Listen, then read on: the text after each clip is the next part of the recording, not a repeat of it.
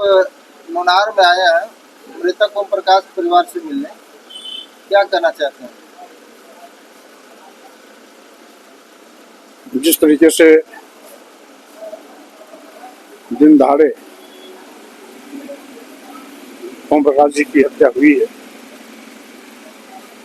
इससे साबित होता है कि योगी राज में गुंडे, माफिया, अपराधी बेअंदाज होकर के जब जिसको चाहें उसे मौके हट कर देते हैं। पुलिस का कोई भय अपराधियों में नहीं रह गया है। कानून व्यवस्था ध्वस्त हो चुकी है और गुंडे, माफिया, अपराधी दिन दहाड़े इस प्रकार की लगातार हत्याएं कर रहे हैं। इसी प्रकार से अभी अभी एक और भी घटना में मैं जा रहा हूँ, दुधारी, जहाँ वहाँ पर एक दलित नौजवान की हत्या हुई थी। और ये पूरे प्रदेश में चल रहा है, केवल चंदौली के किसी एक थाने में नहीं, चंदौली किसी एक जिले में नहीं, बल्कि पूरे प्रदेश में यही है।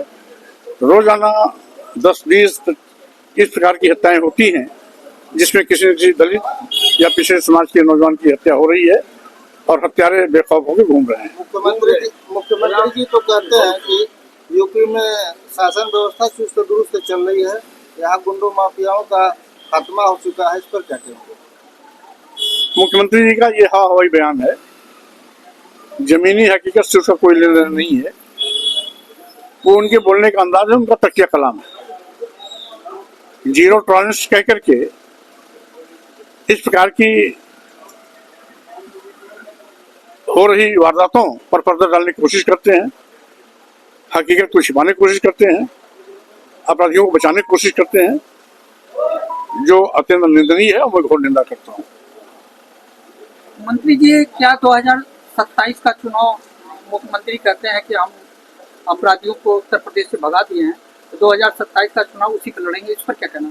अगर अपराधियों को भगा दिए हैं, हत्या कैसे हो रही है और पूरे प्रदेश में इस प्रकार की वारदातें क्यों हो रही हैं? 1, 2, 3 नहीं, रोज 10-20 हत्याएं हो रही हैं। रोज कहीं न कहीं कोई न कोई दलित समाज का नौजवान मौत के घाट उतारा जा रहा है, कोई न कोई पिछड़े समाज का नौजवान मौत के घाट उतारा जा रहा है।